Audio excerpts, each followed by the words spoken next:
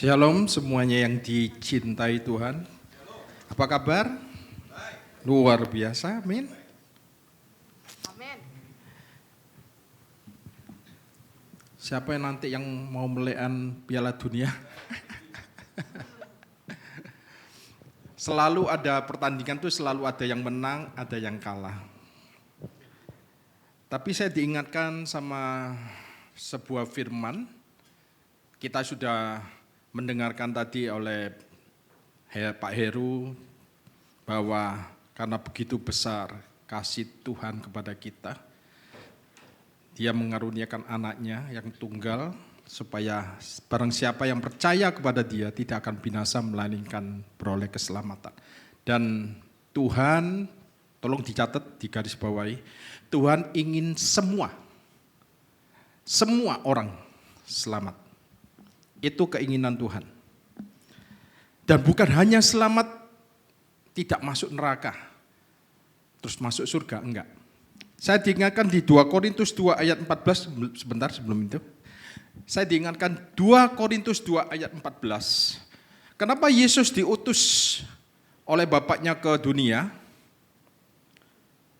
Di 2 Korintus 2 ayat 14 dikatakan, sebentar kita tunggu. Tetapi syukur bagi Elohim yang dalam Kristus selalu membawa saudara dan saya di jalan apa? Kemenangannya.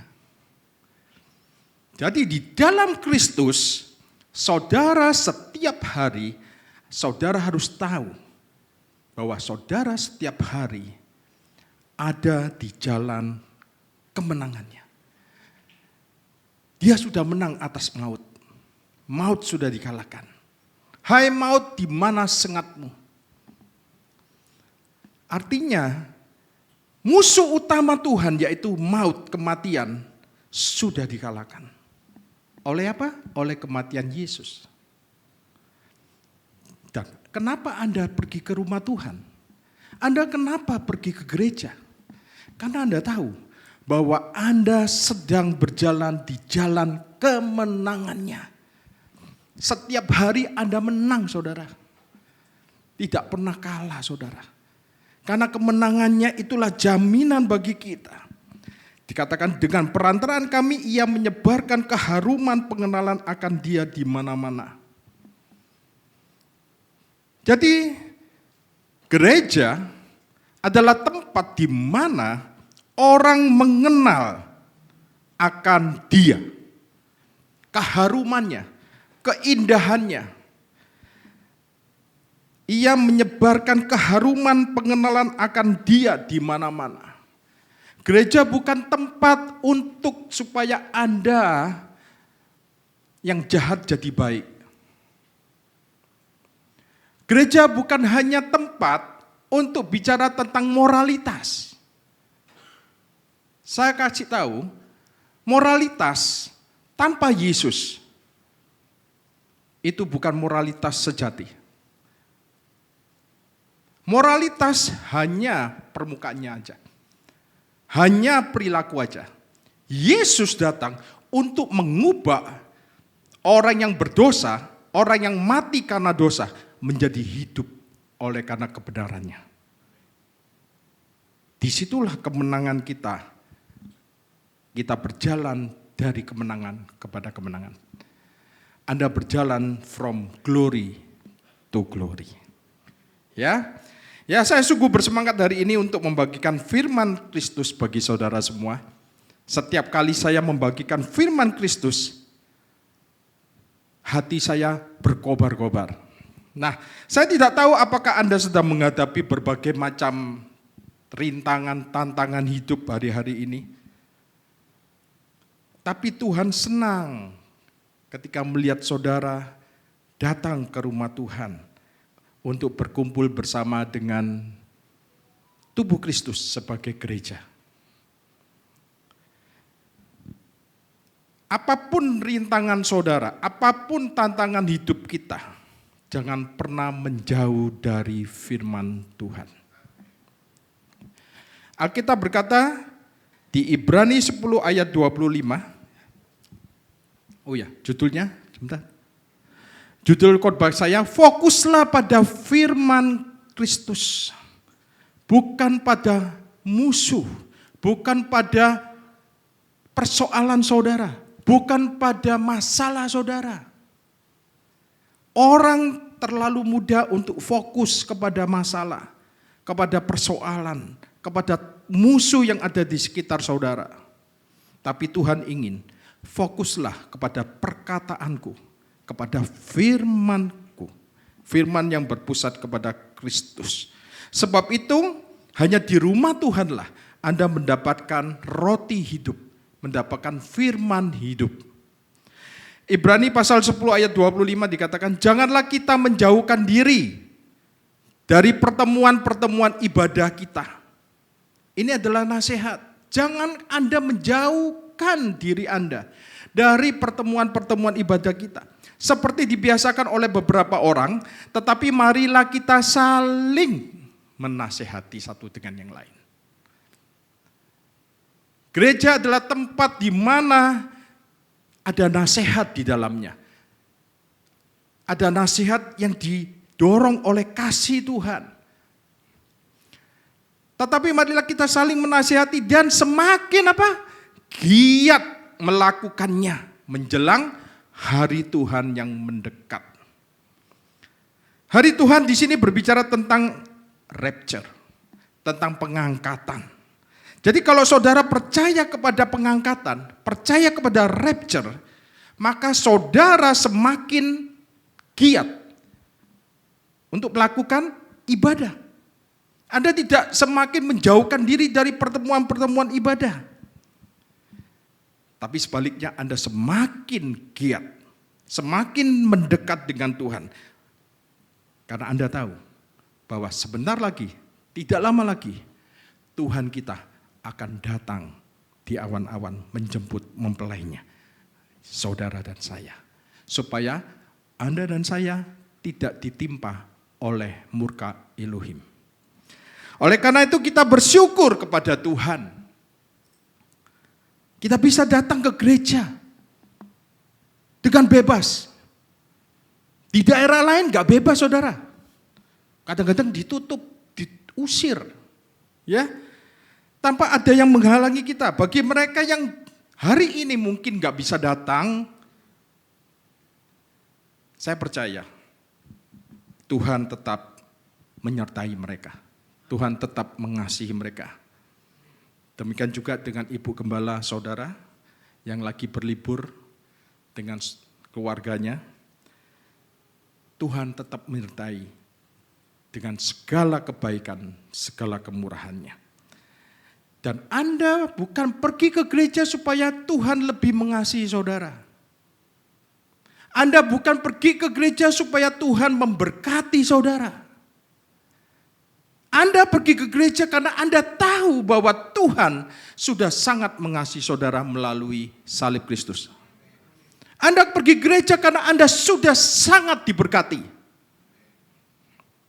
Haleluya. Jadi kita harus mengerti bagaimana kita bisa memahami firman Tuhan, prinsip-prinsip firman Tuhan, termasuk penafsiran di dalam Alkitab. Dan saudara di sini diajari oleh beberapa pengajar di sini, termasuk gembala saudara, Juan, Heru. Semua itu adalah karunia. Mereka menerima karunia. Karunia Tuhan itu banyak macam. Ada yang jadi guru, ada yang jadi pengajar, ada yang jadi gembala, macam-macam. Berarti kalau saya bisa mengajar saudara melalui firman, itu bukan karena kehebatan saya. Itu karena the gift, karunia. Dan saya percaya Tuhan sendiri yang mengajari Anda saat Anda membuka Alkitab saudara. Kasih karunia itulah yang mengajari saudara. Di sini selalu yang diberitakan kasih karunia Tuhan. Dan kasih karunia Tuhan itu yang mengajari saudara. Satu hal yang paling penting saat kita membaca firman Tuhan adalah Anda harus memiliki hati yang mau diajar. Anda harus memiliki hati yang memiliki kerendahan hati.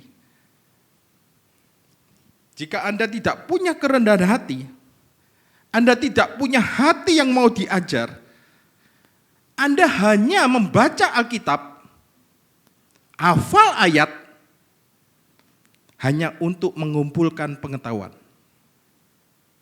Dan orang yang mengumpulkan pengetahuan akan menjadi sombong. Anda hanya membaca Alkitab untuk mengumpulkan pengetahuan aja. Dan pengetahuan akan membuat orang menjadi sombong seperti ahli-ahli Farisi. Yang kita inginkan ketika Anda membuka Alkitab saudara adalah pewahyuan. Revelation. Bukan pengetahuan. Revelation membuat Anda menjadi rendah hati. Tuhan hanya memberikan revelation kepada orang-orang yang rendah hati. Jadi ketika Anda membaca buka Alkitab, Tuhan akan berbicara kepada saudara. Bisa melalui Yunus. Tuhan bisa berbicara kepada saudara melalui kitab Yesaya. Tuhan bisa berbicara kepada saudara melalui kitab Yehezkiel. Jadi Tuhan bisa berbicara kepada saudara saat Anda membuka Alkitab saudara.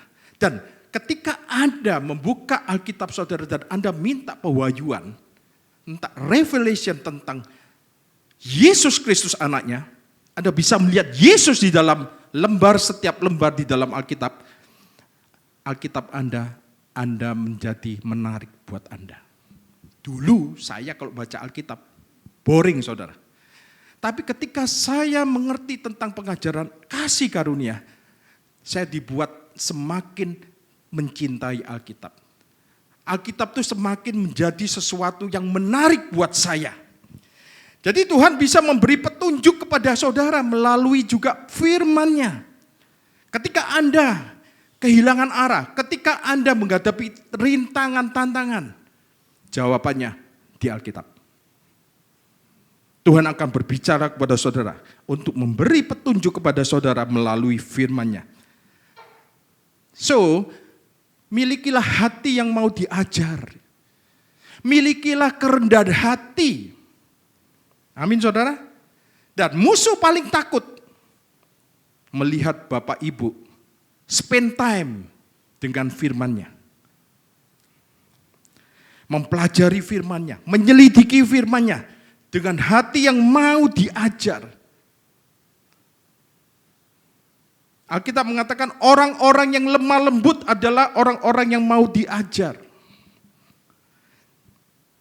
Dan di sini tulis kehangatan hati Anda akan muncul dari pewahyuan, bukan dari pengetahuan. Anda bisa membedakan antara pewahyuan dan pengetahuan. Seperti yang dialami kedua murid Yesus yang mereka sudah patah hati. Mereka melihat Yesus digantung di atas kayu salib.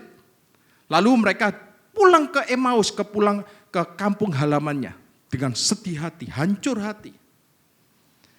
Dan Yesus, dikatakan Yesus membuat mata mereka tidak mengenali Dia. Yesus menyertai mereka dalam perjalanan dari Yerusalem ke Emmaus. Dan apa yang dilakukan Yesus pada hari itu? Pada hari Minggu, pada hari kebangkitannya.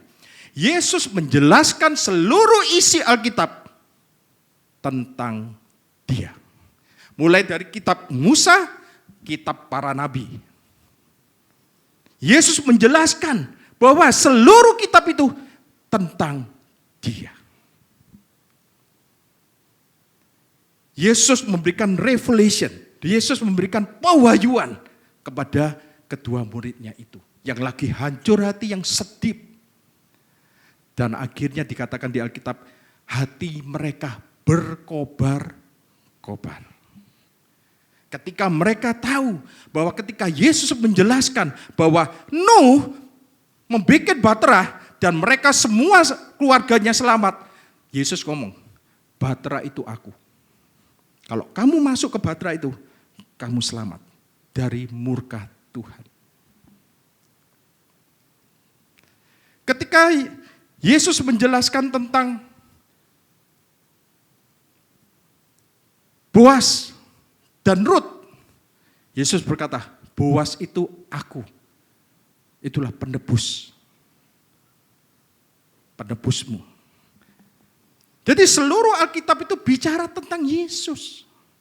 Ketika saudara membaca Alkitab itu bukan tentang moralitas. Bukan bagaimana Anda harus melakukan ini, melakukan itu. No. Anda melihat Yesus. Nah, ketika Anda melihat Yesus, Anda diubah menjadi serupa dengan Yesus. Karena Anda memandang Yesus. Itulah revelation. Jadi setiap saya membuka Alkitab, saya selalu berdoa. Bapak, berbicaralah kepadaku melalui firman-Mu. Biarkan aku melihat Yesus. Bukan melihat aku. Melihat Yesus. Setiap firman itu ada Yesus yang tersembunyi di dalam perjanjian lama. Minggu lalu Anda kedatangan pendeta dari Jakarta. Saya percaya dia selalu menjelaskan the shadow of Christ. Bayangan Yesus di dalam seluruh isi Alkitab. Jadi ketika Anda juga baca Alkitab, katakan kepada Tuhan, Tuhan berikan aku mata yang dapat melihat Yesus. Berikan aku telinga yang bisa mendengar. Hearing heart. Jadi setiap kali saya mempersiapkan firman, bukan untuk mengumpulkan pengetahuan. Tapi saya minta pewahyuan. Yang saya butuhkan adalah pewahyuan, bukan pengetahuan. Karena kalau pengetahuan membuat Anda menjadi sombong. Tapi kalau pewahyuan, Anda tahu itu dari Tuhan asalnya. Tuhanlah yang membuka mata rohani Anda supaya Anda bisa melihat Yesus. Dan Tuhanlah yang memberikan pewahyuan itu kepada gerejanya, kepada NCC, dan kepada saudara semua. Amin. Saya ulangi sekali lagi. Tuhanlah yang memberikan pewahyuan kepada gerejanya. Bukan karena kepandaian pendetanya. Bukan. Tapi karena Tuhanlah yang memberikan pewahyuannya. Yang kita inginkan adalah pewahyuan, bukan pengetahuan. Sehingga Anda akan kecanduan akan firman Tuhan. Kalau Anda gak baca firman Tuhan rasanya kurang pas. Ya. Dan pewahyuan membuat Anda berdiri teguh di atas batu karang. Anda akan menjadi orang yang stabil. Bukan orang yang labil. Orang-orang dekat Anda senang dengan Anda. Mereka merasakan melihat Anda seperti batu karang. Mereka suka berada di dekat saudara. Mereka senang karena perkataan Anda penuh dengan hikmat. Penuh dengan kasih karunia. Perkataan Anda itu menyegarkan seperti aliran air yang menyegarkan bagi orang yang mendengarkannya. Setiap orang mendekat kepada saudara, mereka akan pergi dengan segar. Siapa yang ingin dipakai Tuhan? Supaya Tuhan bisa menunjukkan kasih-Nya melalui diri Anda dan saya. Jadi dari atas mimbar ini saya melihat bisa melihat juga bagaimana saudara kalau melihat Yesus terus melalui mimbar ini. Setiap kali Pastor Lili atau Juan atau Her memberitakan tentang firman Kristus, Anda akan diubahkan. Wajah Anda akan berseri-seri, bercahaya, berkemilauan. Dari mimbar ini saya lihat wajah-wajah yang penuh dengan kemuliaan Tuhan. Amin. Karena Anda selalu dikasih makan Yesus. Dikasih makan roti mana terus roti mana. Jangan bosan seperti orang Israel di padang gurun. Kok roti mana terus Tuhan? Kok gak ada hamburger? Kok gak ada rujak? Jangan bosan kalau dengar Yesus. Jangan. Karena Yesus gak pernah bosan mendengarkan suara Anda. Pada suatu kali Yesus bertanya kepada murid-muridnya. Hei kalian, siapakah aku menurut kalian? Anda tahu kan cerita itu? Siapakah aku menurut kalian? Terus kemudian mereka ngomong, oh ada yang bilang Yohanes Pembaptis kamu. Ada yang bilang Elia. Ada yang bilang Yeremia. Lalu Yesus berkata, nah menurut kalian siapa aku? Yesus berkata kepada murid-muridnya, menurut kalian siapa aku? Lalu Petrus ini orang murid yang paling cepat ngomong, ya, cepat merespon. Kita baca Matius 16 ayat 16. Maka jawab Simon Petrus, engkau adalah Mesias, anak Elohim yang hidup. Lalu kata Yesus kepada Petrus, berbahagialah engkau Simon bin Yunus, Simon anak Yunus, sebab bukan manusia yang menyatakan itu kepadamu, melainkan Bapakku yang di surga. Bukan manusia, bukan darah dan daging yang menyatakan itu kepadamu, tapi Bapakku yang di surga yang memberikan kamu revelation tentang aku adalah Mesias. Artinya Petrus bisa melihat siapakah Yesus yang ada di hadapannya itu. Bukan dari daging dan darah. Artinya bukan dari dirinya sendiri. No. Melainkan dari siapa? Elohim. Dari Bapakku yang di surga. Dari pewahyuan yang dia terima dari Elohim. Jadi kalau Anda bisa melihat Yesus, ingat, itu bukan dari diri Anda. Tapi dari siapa? Revelation dari Bapa. Supaya kita bisa rendah hati. Anda gak merasa, oh aku pinter. Aku cerdas rohani. Enggak. Itu dari Bapa. Lalu Tuhan Yesus berkata kepada Petrus, dan aku pun berkata kepadamu, engkau adalah Petrus. Dan di atas batu karang ini, aku akan mendirikan jemaatku. Stop di sini dulu. Di atas batu karang ini, aku akan mendirikan gerejaku. Yang dimaksud batu karang ini bukanlah Petrus. Yang dimaksud batu karang ini adalah siapa? Yesus. Di atas batu karang ini, aku akan mendirikan jemaatku. Aku akan membangun gerejaku. Di atas batu karang ini. Ketika Anda dibangun di atas batu karang, di atas pewahyuan tentang Kristus Yesus, ingat, Anda akan menjadi seperti batu karang yang teguh. Anda akan berdiri kokoh meskipun badai ada di kanan kiri Anda. Tapi Anda berdiri seperti batu karang. Karena Anda dibangun di atas Kristus Yesus. Anda menjadi batu karang yang kokoh, yang tak tergoyahkan oleh situasi Anda. Jadi kita tidak membangun di atas Petrus. Kita enggak membangun di atas manusia. Kita membangun di atas batu karang Kristus Yesus. Tidak ada pondasi lain selain Kristus. Entah Anda membangun rumah tangga Anda, membangun pernikahan Anda, membangun hubungan Anda dengan anak Anda, membangun bisnis Anda, bangunlah di atas batu karang. Benar. Bangunlah di atas batu karang yang teguh. Maka pernikahan saudara akan teguh. Hubungan saudara akan kokoh. Bisnis saudara akan kokoh. Sekalipun banyak perusahaan yang mulai tutup satu persatu. Tapi Anda berdiri tegak. Karena Anda dibangun di atas Kristus Yesus. Bukan di atas kekuatan saudara. Nah, mari kita lihat kembali cara menyelidiki firman Tuhan. Saya akan tunjukkan. 2 Timotius 2 ayat 15, tapi versi KJV saya sudah terjemahkan. Anda kalau lihat dari versi TB-nya, enggak sama ya. Ini yang lebih tepat. Pelajari untuk menunjukkan dirimu di hadapan Tuhan sebagai seorang pekerja yang tidak usah malu. Membagi dengan benar firman kebenaran. Coba Coba perhatikan, pelajari. Pelajari.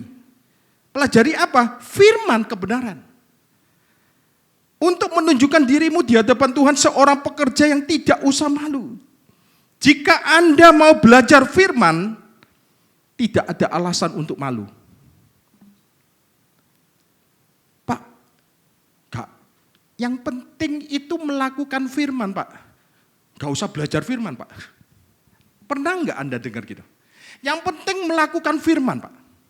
Belajar firman itu urusan pendeta, Pak. Enggak. Anda juga harus belajar firman. Supaya Anda nggak malu. Anda harus cerdas juga. Anda harus selidiki firman. Supaya Anda tahu mana yang benar, mana yang nggak benar. Jangan cuma amin, amin, amin. Anda harus juga menyelidiki apakah perkataan saya ini benar. Ya, jadi Tuhan bahkan memberitahu Yosua di Perjanjian Lama pada awal pelayanannya sebagai pemimpin dari umatnya, ketika Musa sudah meninggal, tongkat kepemimpinan atau leadership diganti sama Yosua. Nah, yang menarik, hal pertama yang diperkatakan oleh Tuhan kepada Yosua ketika awal kepemimpinannya, ini juga baik untuk supaya kita belajar leadership, ya. Kita baca.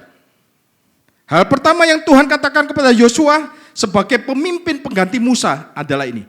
Janganlah engkau lupa memperkatakan kitab Taurat ini. Kitab Taurat bukan hukum Taurat ya. Dulu Perjanjian Lama namanya kitab Taurat semuanya, ya. Tetapi renungkanlah itu siang dan malam. Supaya apa? Supaya engkau memperhatikan untuk melakukan segala yang tertulis di dalamnya.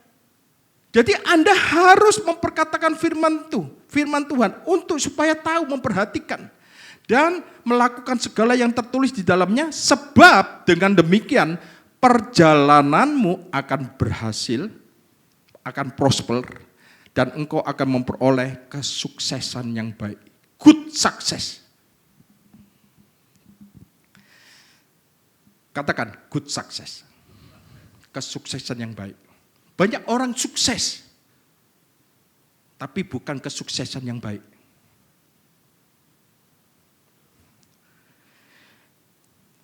Kuncinya apa? Janganlah menjauhi dari firman Tuhan. Supaya perjalananmu akan berhasil. Karena perjalananmu adalah perjalanan kemenangan. Seperti tadi awal saya bagikan, bahwa perjalananmu itu adalah perjalanan kemenangan dari kemenangan.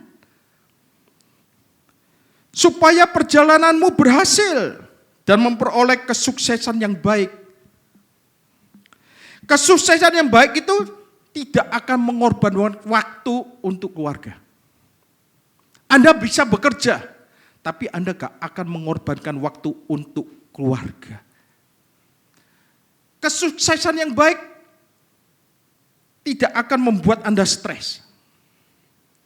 Kesuksesan yang baik akan selalu memberi waktu untuk melayani Tuhan. Pak, aku sibuk, Pak. Gak bisa aku punya waktu. Itu bukan kesuksesan yang baik. Dan kesuksesan yang baik, uang bekerja untuk Anda. Bukan Anda bekerja untuk uang. Gak ada yang amin. Amin. Anda ingin enggak uang bekerja untuk saudara? Bukan saudara bekerja untuk uang. You have good success. Ya. Jadi ketika Anda tidak menjauh dari perkataan firman Tuhan, hasilnya adalah perjalananmu akan berhasil dan Anda mendapatkan good success. Itulah good success, keberhasilan yang baik. Jadi jangan menjauh dari firman Tuhan, renungkan firman itu siang dan malam. Sekalipun waktu itu di tanah perjanjian, Anda tahu sendiri waktu Yosua memimpin, di tanah perjanjian ada musuh mereka. Ada orang-orang Amalek, ada orang Enak, ada orang-orang raksasa di sana. Musuh sudah ada di tanah perjanjian. Pertanyaannya, Anda sudah ada di tanah kasih karunia apa enggak? Ada. Tapi Anda harus ingat, masih ada musuh di dalamnya. Dan Yosua menghadapi rintangan demi rintangan. Ketika bangsa Israel mau menyeberangi sungai Yordan, kita tahu sendiri waktu itu sungai Yordan pada masanya meluap airnya. Itu waktu terburuk untuk menyeberangi sungai Yordan. Mungkin Anda sedang menghadapi situasi yang sama seperti Yosua. Situasi Anda buruk hari ini. Sama waktu yang tidak tepat yang Anda alami.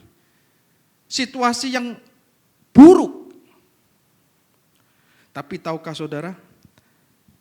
Apapun yang ada di depan saudara, musuh apapun yang ada menghalangi saudara, jangan terpaku dengan musuh saudara. Jangan fokus kepada musuh saudara. Jangan fokus sama masalah saudara, persoalan saudara. Tuhan ingin Anda fokus kepada perkataannya, firman-Nya. Jadi betapa pentingnya perintah Tuhan untuk Yosua ketika dia ambil alih kepemimpinan dari Musa menjadi seorang pemimpin. Sejak dari awal dia mimpin, Tuhan sudah berkata kepada Yosua, jangan menjauh dari firman-Ku, supaya perjalananmu berhasil dan keberhasilan kamu memperoleh keberhasilan yang baik. Sekalian, jangan terpaku pada musuh. Tetap fokus dengan firman Tuhan. Stay fokus dengan firman Tuhan.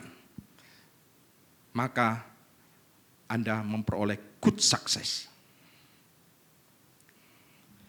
Jadi menghadapi dunia yang semakin kacau ini, semakin tidak menentu ini, jangan fokus pada yang kita lihat. Jangan fokus kepada yang kita lihat. Karena apa ya? Yang kita lihat adalah banyak kejahatan. Di mana Anda akan stres nanti. Di mana Anda tidak akan menemukan kemuliaan Tuhan di sana. Justru Anda menemukan kejahatan. Itu akan membuat daging Anda akan bereaksi. Jangan fokus kepada hal-hal yang negatif. Jangan sibuk dengan perkara-perkara yang ada di dunia. Alkitab mengatakan seperti itu. Pikirkan perkara-perkara yang di atas. Carilah perkara-perkara yang di atas. Alkitab mengatakan kita diubahkan dengan apa? Dengan melihat, memandang Yesus. Memandang Yesus sama dengan memandang kemuliaan Tuhan. Dan di mana Anda melihat kemuliaan Tuhan? Di dalam firman-Nya.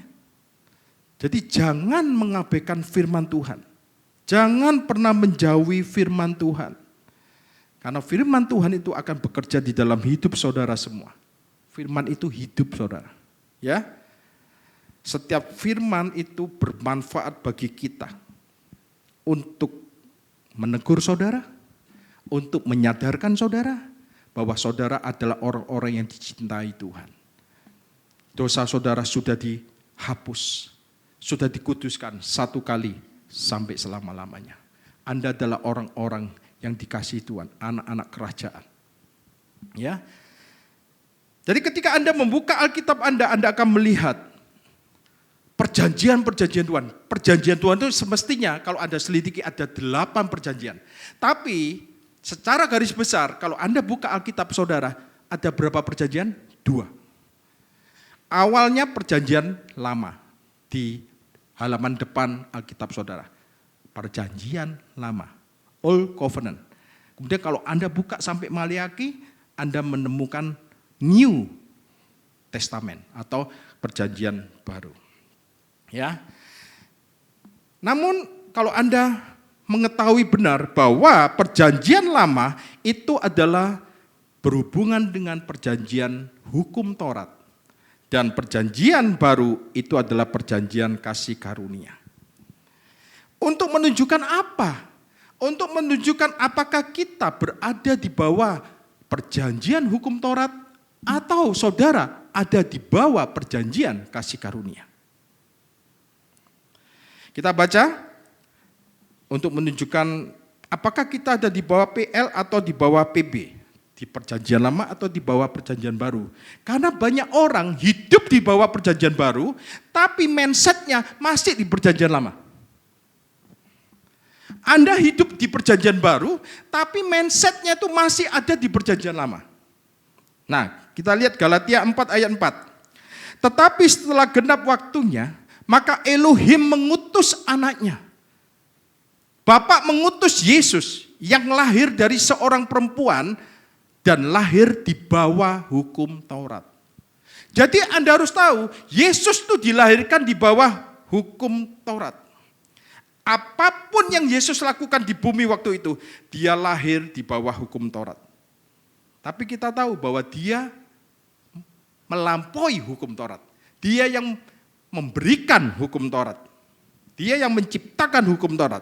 Misalnya, hukum Taurat berkata gini, kamu tidak boleh menyentuh orang kusta. Kamu kalau menyentuh orang kusta, kamu akan menjadi najis. Itu hukum Taurat. Betul ya? Kamu gak boleh menyentuh orang kusta.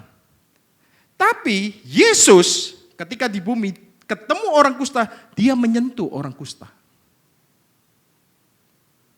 Dan bukan kustanya yang menular ke dia, tapi kekudusannya, kesembuhannya menular kepada orang kusta itu. Bukannya dia menjadi najis, tapi orang kusta itu menjadi tahir. Yesus ada di atas hukum Taurat. Yesus melampaui hukum Taurat. Justru orang kusta yang najis itulah yang tertular menjadi tahir. Menjadi sembuh. Menjadi sehat. Yesus bukan datang untuk memberi tambahan hukum-hukum untuk Anda lakukan. Atau Yesus datang untuk menegakkan hukum. Maka tidak ada seorang pun, kalau Yesus datang untuk menegakkan hukum, maka tidak ada seorang pun yang bisa datang kepada Yesus. Semua orang berdosa tidak akan datang kepada Yesus. Kalau Yesus datang untuk menegakkan hukum. Sebab itu saya pernah dengar dari teman saya yang sekolah hukum. Di sekolah hukum itu tidak ada hukum Kristen, saudara. Tidak ada. Yang lain ada. Hukum ini. Tapi hukum Kristen enggak ada. Yesus datang untuk apa? Kita baca. Galatia 4 ayat 5. Ia diutus untuk apa? Menebus. Yesus datang itu untuk menebus mereka. Siapa mereka ini? Yang di bawah hukum Taurat. Yang berada di bawah hukum Taurat. Supaya kita diterima menjadi anak. Saudara bisa diterima sebagai anak bukan karena perbuatan Anda, bukan karena Anda mentaati hukum. Anda diterima menjadi anak karena Anda sudah ditebus dengan mahal oleh darah Yesus. Amin. Yesus diutus untuk menebus kita yang berada di bawah hukum Taurat dengan darahnya. Oke lah, ini konteksnya orang Ibrani, orang Yahudi. Tapi ingat, semua orang selain orang Yahudi, non-Yahudi, memiliki hukum Taurat di hati mereka masing-masing. Jadi Yesus bukan menebus orang Yahudi aja, tapi menebus semua bangsa. Supaya diterima menjadi anak. Kalau Anda membaca Alkitab, lalu Anda menemukan setiap Alkitab itu ada penanggap. Anda punya Alkitab yang tulisannya perkataannya Yesus ditulis dengan warna merah. Ya. Lalu kita menganggap selain tulisan berwarna merah, bukan perkataannya Yesus. Perkataan Yesus itu yang tulisan merah. Yesus berkata, Yesus menjawab, tulis merah. Ada cetakan seperti itu ya. Tidak semua Alkitab yang ada warna merahnya. Ya. Padahal sebenarnya kalau Anda baca kitab Roma, Anda baca kitab Kolose, Anda baca kitab Filipi, Anda baca 1 Korintus, 2 Korintus, semuanya adalah kata-kata Yesus. Melalui siapa? Paulus. Juga suratnya Petrus, itu juga kata-katanya Yesus. Tapi kata-kata Yesus ketika ia sudah naik ke surga. Tapi kalau Injil, 4 Injil, Matius, Markus, Lukas, Yohanes, perkataan Yesus ditulis ketika Yesus ada di bumi. Itulah Injil, keempat Injil itu. Demikian juga surat-surat Petrus dan surat lainnya. Saya akan mengatakan itu juga firman Tuhan. Itu juga perkataan Yesus. Sebab itu di akhir kehidupan Yesus di bumi, Yesus mengatakan ini.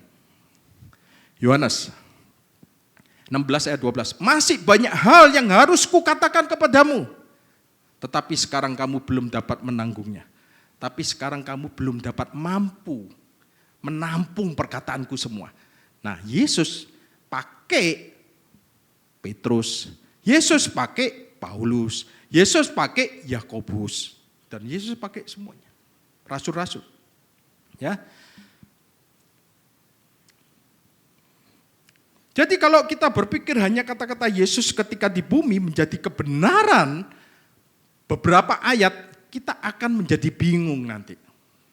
Oh, ini kan perkataannya Yesus. Lebih kuat daripada perkataannya Paulus. Coba kita lihat Matius 10. Ke-12 murid itu diutus oleh Yesus, 12 muridnya, ia berpesan kepada mereka, kepada ke-12 muridnya. Janganlah kamu menyimpang ke jalan bangsa lain, ke bangsa non-Yahudi. Bangsa non-Yahudi. Atau masuk ke dalam kota Samaria. Melainkan pergilah kepada domba-domba yang hilang dari umat Israel. Jangan berkhotbah untuk orang Gentile. Jangan berkhotbah untuk orang-orang non-Yahudi. Nah, bagaimana kita bisa menjelaskan ayat ini? Perkataan Yesus tertulis di Injil Matius. Jadi Anda harus menafsirkan ayat demi ayat di dalam terang pada waktu itu. Konteksnya, waktunya. Kedatangan Yesus yang pertama adalah memang untuk orang Yahudi, saudara. Untuk mendirikan kerajaannya di atas bumi ini melalui bangsa Israel. Untuk memenuhi perjanjian yang sudah dibuat oleh Yesus kepada nenek moyang mereka, Abraham, Ishak, dan Yakub. Jadi sebenarnya melalui bangsa Israel lah Tuhan mau memberkati semua bangsa. Tapi akhirnya Israel menolak Yesus. Betul ya? Mereka akan menjadi penginjil yang memberitakan ke seluruh dunia. Kalau Israel menerima Yesus waktu itu. Dan Yesus akan berada di tengah-tengah bangsa-bangsa. Namun Israel menolak. Di Yohanes 1 ayat 11 dikatakan, ia datang kepada milik kepunyaannya. Tetapi orang-orang kepunyaannya itu tidak menerimanya. Saya jelaskan sedikit aja. Ia datang kepada milik kepunyaannya. Milik kepunyaannya ini siapa? Bukan. Milik kepunyaannya ini kalau di dalam bahasa Yunani, gendernya netral.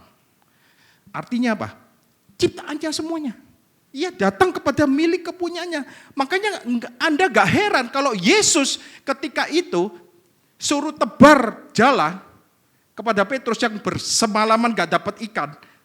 Ikan mengenal dia. Milik kepunyaannya. Dan ikan itu datang seperti magnet. Karena apa? Ikan itu miliknya dia. Dia yang penciptanya. Ikan itu datang ke perahunya Petrus. Ia datang kepada milik kepunyaannya. Milik kepunyaannya mengenal dia. Badai disuruh tenang. Hai badai, tenanglah. Tenang saudara. Ketika di bait Allah, Petrus disuruh ngambil koin di mulut ikan. Anda tahu? Ikan tuh tahu bahwa Yesus butuh koin itu. Datang. Kenal sama Yesus. Tapi orang-orang kepunyaannya, Israel, tidak menerimanya. Namun Tuhan gak pernah melupakan perjanjiannya dengan Israel. Tuhan akan kembali untuk orang Israel.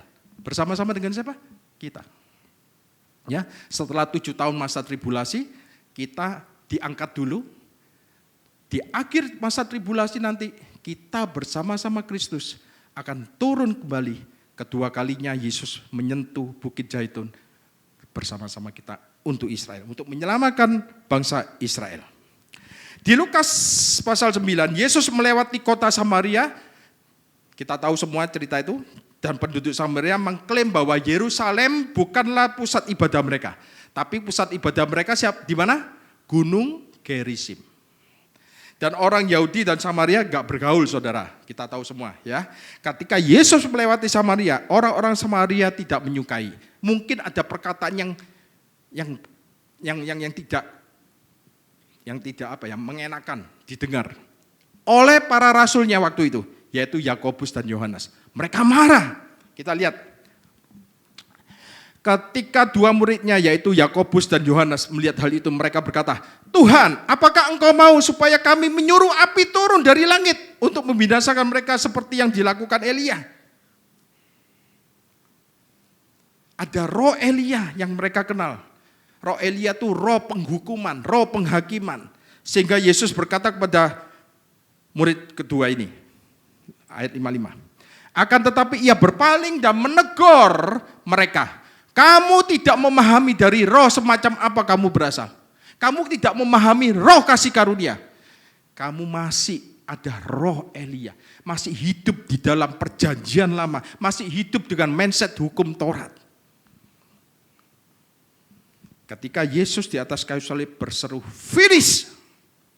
Tetelestai!" Kita tahu api penghukuman atas dosa saudara, atas dosa saya, menimpa Yesus. Bukan menimpa kita, menimpa Yesus. Pengorbanan Yesus lebih besar daripada dosa kita. Lebih besar dari penghukuman Elohim. Roh kasih karunia lebih besar dari roh penghakiman Elia. Kemudian di ayat selanjutnya dikatakan, next. Kita lihat ceritanya dulu ya. Bagaimana ceritanya Elia waktu itu ketika dia minta Tuhan menurunkan api. Ada 2 kali kejadian waktu itu. Kejadian pertama adalah ketika dia melawan raja-raja Baal. Anda ngerti semuanya ya. Raja-raja Baal, kemudian dia bikin batu, dari 12 batu itu adalah 12 suku Israel. Kemudian menaruh korban bakaran di atas batu itu. Dan orang nabi-nabi Baal juga mendirikan mezbah dan memberikan korban. Lalu mereka memanggil dewa-dewa mereka. Tapi dewa mereka tidak ada yang menyaut api turun menyambar korban mereka. Tapi Elia dengan korbannya, api turun menyambar korban bakarannya Elia. Termasuk batu, 12 batu itu disambar habis ambil api. Sama api Tuhan. Ya. Dan itu waktu itu dikasih air sama Elia. Disambar habis dengan api. Nah, 10 tahun kemudian setelah Elia mengalahkan Nabi Baal dengan menurunkan api itu, bangsa Israel masih memberontak, saudara. Masih menyembah berhala. Nah, kali ini Raja Israel adalah namanya Ahazia, pengganti Raja Ahab. Lalu Raja Ahazia mengirim tentara-tentaranya bersama perwiranya untuk menangkap Elia supaya Elia mendoakan dia. Karena waktu itu Raja Ahazia sakit, saudara. Lucu ya, dia suruh nangkep Nabi Elia untuk mendoakan. Nah, kita lihat. 2 Raja-Raja 1 ayat 9. Sesudah itu disuruhnyalah kepada Elia seorang perwira dengan ke-50 anak buahnya.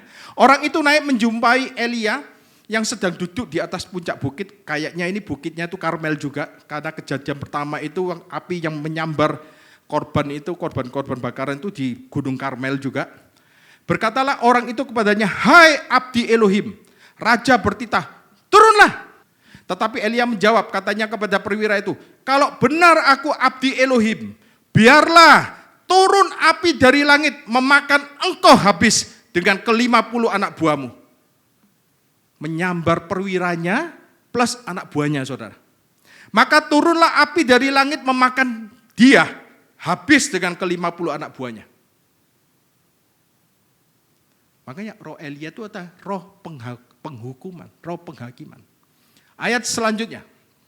Kemudian raja menyuruh pula kepadanya seorang perwira yang lain dengan ke-50 anak buahnya.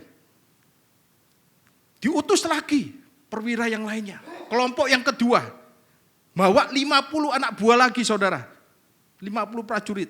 Lalu orang itu berkata kepada Elia, "Hai abdi Elohim, beginilah titah raja, segeralah turun." Tetapi Elia menjawab mereka, "Kalau benar aku abdi Elohim, biarlah turun api dari langit memakan engkau, habis dengan ke-50 anak buahmu." Maka turunlah api Elohim dari langit memakan dia habis dengan ke-50 anak buahnya.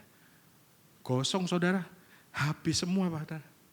Kemudian raja menyuruh pula seorang perwira yang ketiga. Kali ketiga, tapi perwira yang ketiga ini pintar, saudara. Rendah hati, saudara. Dengan ke-50 anak buahnya. Lalu naiklah perwira yang ketiga itu. Dan sesudah sampai, apa yang dia lakukan? Dia gak nyuruh-nyuruh Elia untuk turun. Enggak. Dia berlutut di depan Elia. Ini perwira ini pintar ini. Rendah hati, saudara. Serta memohon belas kasihan kepadanya. Katanya, "Ya abdi Elohim, biarlah kiranya nyawaku dan nyawa ke-50 orang hamba-hambamu ini berharga di matamu. Bukankah api sudah turun dari langit memakan habis kedua perwira yang dahulu dengan ke-50 anak buah mereka? Tetapi sekarang biarlah nyawaku berharga di matamu." Maka berfirmanlah malaikat Tuhan kepada Elia, "Turunlah bersama-sama dengan dia, janganlah takut kepadanya." Lalu bangunlah Elia dan turun bersama-sama dia menghadap raja. Jadi inilah kisah Elia yang menginspirasi Rasul Yakobus dan Rasul Yohanes. Ketika Yesus berjalan di Samaria, ketika Yesus ditolak oleh orang Samaria, inilah ceritanya yang menginspirasi kedua murid Yesus. Bahkan Yohanes itulah murid yang dikasihi.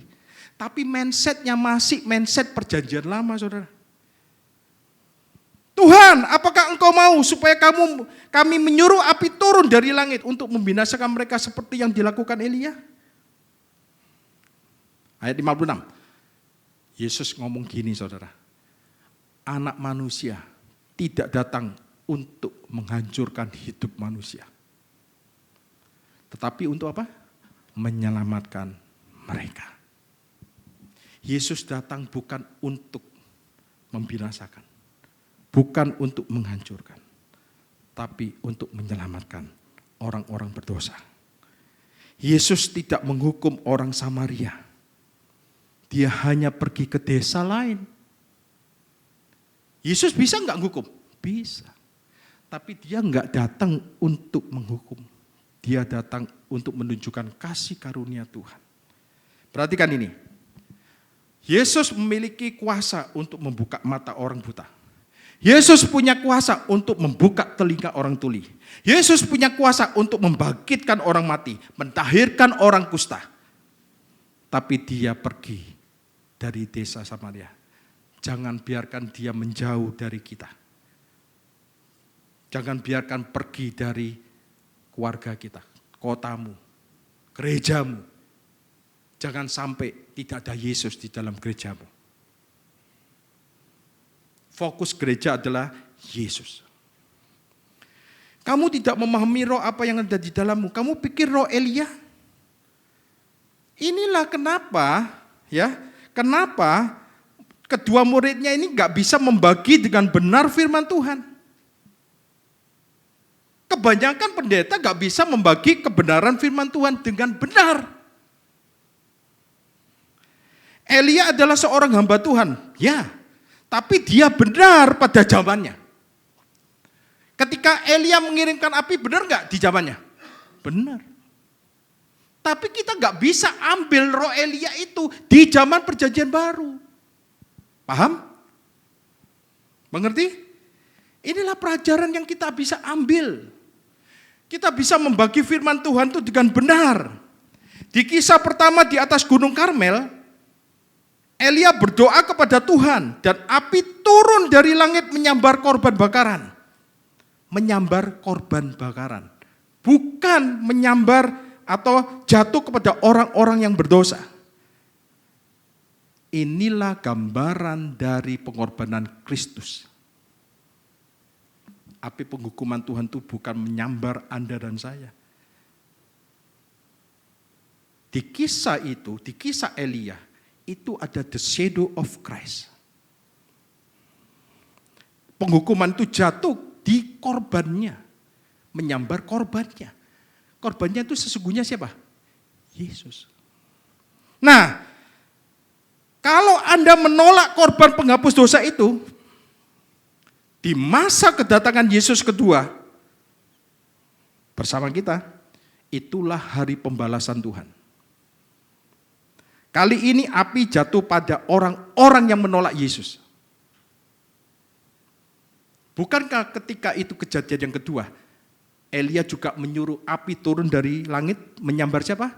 Menyambar perwira dan 50 orang. Memakan habis orang berdosa. Itulah hari pembalasan Tuhan. Jadi hari pembalasan Tuhan itu ada, saudara. Tapi bukan untuk kita. Tapi untuk orang-orang yang menolak kasih karunia. Jika Anda menolak kasih karunia, habis Anda. Tidak ada harapan lagi. Akan datang waktunya pembalasan Tuhan. Tapi bukan untuk kita. Setelah itu ada langit yang baru, ada bumi yang baru. Tidak ada kejahatan lagi, tidak ada sakit penyakit lagi. Serigala akan berbalik dengan domba. Ada pemerintahan milenium 1000 tahun. Yohanes dan Yakobus tidak bisa berkata, loh kami kan mengikuti kata Alkitab. Elia menyuruh turun api. Ya itulah kenapa firman tidak disampaikan dengan membagi dengan benar. Jadi berhati-hatilah. Kalau ada orang yang berkata gini, oh sekarang zamannya Elia, zaman Elia. No, berhati-hatilah. Di bagian lain Alkitab berkata akan ada roh Elia sebelum Yesus kembali. Tapi bukan untuk menghakimi. Ada, mungkin ada orang ngomong, oh di Alkitab ada roh Elia. Ada, saya tunjukkan. Next. Lukas 1 ayat 17. Dan ia akan berjalan mendahului Tuhan dalam roh dan kuasa Elia. Tapi untuk apa? Bukan untuk menghukum, untuk membuat hati bapak-bapak berbalik kepada anak-anak.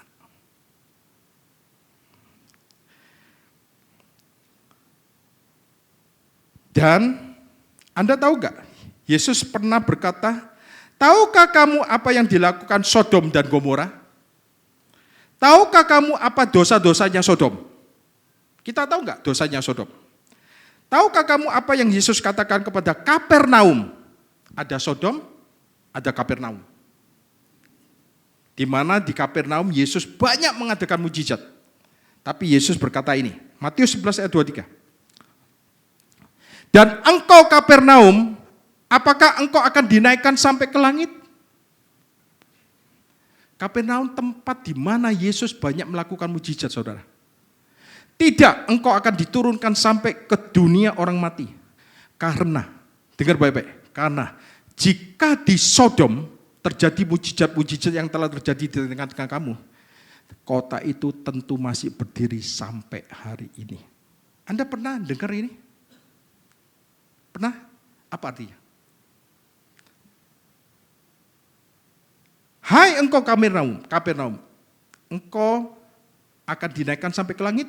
Tidak, engkau akan diturunkan sampai ke dunia orang mati, ke Hades. Kenapa?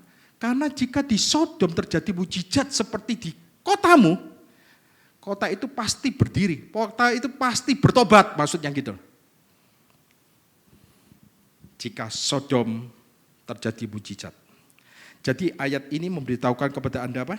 Di Kapernaum mereka menolak Yesus. Di Kapernaum mereka menolak kasih karunia. Dosa menolak kasih karunia lebih buruk daripada dosa Sodom.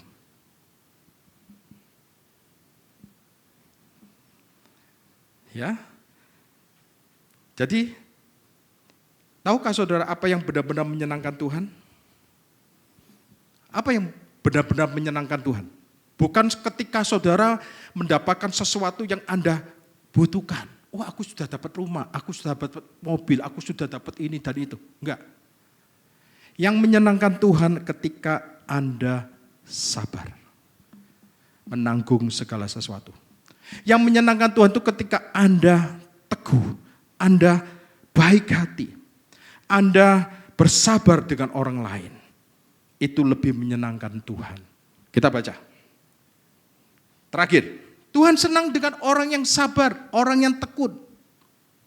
Amin, saudara. Dan kebanyakan kita pria-pria gak sabar kalau di jalan raya. Saya pernah sekali makan sama istri saya sama anak-anak saya. Saya ini nurunkan istri saya sama anak-anak saya. Saya mau makan soto daging di Ciwi, dekatnya Ciwi. Enak, saudara. Anda boleh coba. Murah, enak. Ya, tahu ya? Sebelahnya Ciwi pagi tapi. Itu orang Sidoarjo datang ke sana sampean. Ya. Nah, saya berhenti di sana sebentar tok. Nurunkan istri saya sama anak saya. Berapa detik aja. Belakang den gitu. Bang. Gak sabar, saudara. Saya jadi gak sabar juga. Ini loh, orang ini loh, mau nurunkan sebentar tok loh ya. Kok gak sabaran gitu ya. Kadang-kadang kita diuji kesabaran kita. Nah, Kolose 1 ayat 11 kita lihat. Terakhir ya. Dikuatkan dengan segenap kekuatan. Menurut kuasanya yang mulia. Siapa yang ingin kita semua dikuatkan dengan segenap kekuatan Tuhan? Ya. Menurut kuasanya yang mulia. Untuk apa? Anda dikasih kekuatan, dengan segala kekuatan dikasih kuasa. Bukan untuk menunjukkan, aku punya kuasa untuk menyembuhkan orang. Aku punya, punya karunia untuk membuat orang sembuh. No. Ayat ini mengatakan apa? Untuk segala kesabaran dan ketabahan dengan sukacita. Ada 3 kata di sana. Next. Dikuatkan, katakan dikuatkan. Dalam bahasa Yunaninya dunamis. Kenapa Tuhan menguatkan Anda? Nanti kita lihat ya.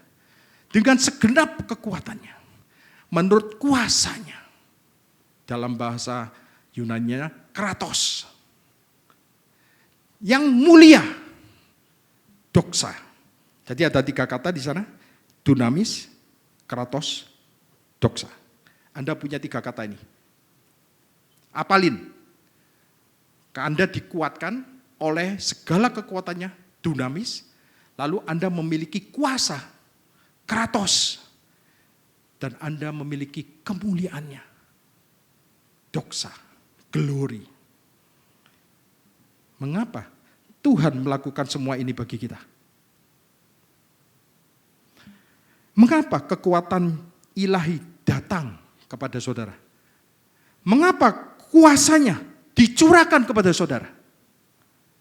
Mengapa kemuliaannya diberikan kepada kita semua? Mengapa? Supaya ketika Anda menghadapi masalah, menghadapi persoalan, Anda bisa sabar dan Anda bisa tabah dengan sukacita. Supaya Anda menjadi orang yang lebih sabar. Tabah, dalam bahasa Inggrisnya endurance. Punya daya tahan. Dengan sukacita. Ketika Anda menghadapi musuh. Ketika doa-doa saudara belum dijawab. Tuhan menguatkan saudara. Tuhan memberi kuasa kepada saudara. Dan Tuhan memberikan kemuliaannya kepada saudara. Bukan untuk menunjukkan, wah hebat ini pendeta ini. Orang tumpang tangan geblak, rebah, sembuh. No. Untuk segala kesabaran dan ketabahan dengan sukacita. Anda akan memiliki daya tahan untuk menghadapi cobaan. Anda akan berdiri teguh seperti batu karang ketika ada badai pencobaan. Anda berdiri teguh untuk Tuhan meskipun ada tekanan. Untuk Anda berbuat salah. Jadi Tuhan ingin menguatkan kita untuk memberi kuasa kita, untuk memberi kemuliaan kita. Untuk tujuan apa? Untuk menjadi orang yang teguh, berdiri, tabah, sabar, menghadapi keadaan yang tidak menguntungkan saudara hari-hari ini dengan sukacita. Saya baca lagi, Kolose 1 ayat 11. Dikuatkan dengan segenap kekuatan, menurut kuasanya Kratos yang mulia, untuk segala kesabaran dan ketabahan dengan sukacita. Inilah doa Rasul Paulus untuk orang percaya di Kolose dan juga untuk Anda semua hari ini. Amin, untuk jemaat NCC. Pulanglah dari tempat ini dengan kesadaran bahwa Anda sudah dikuatkan. Anda sudah diberi kuasa. Anda sudah menerima kemuliaannya. Supaya kelak nanti, kapanpun Anda menghadapi masalah, Anda memiliki hati yang sabar, Anda memiliki ketabahan, berdiri teguh di atas batu karang. Beri kemuliaan buat Tuhan. Tuhan Yesus memberkati kita semua. Mari kita tundukkan kepala, kita berdoa. Tuhan, terima kasih untuk firman-Mu pada hari ini. Terima kasih Engkau telah menguatkan kami, telah memberi kuasa kepada kami, dan memberi kemuliaan-Mu ya Tuhan. Supaya kami menjadi orang yang lebih sabar, yang lebih tabah, yang kuat, berdiri di atas batu karang yang teguh. Yaitu berdiri di atas Kristus Yesus, di atas apa yang Yesus sudah kerjakan di atas kayu salib.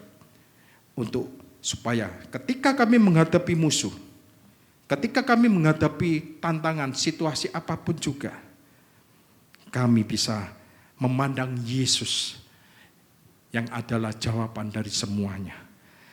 Terima kasih Tuhan untuk firman-Mu. Di dalam nama Tuhan Yesus Kristus, kami sudah mengucap syukur dan berdoa. Semua jemaat yang diberkati katakan, amin. God bless you.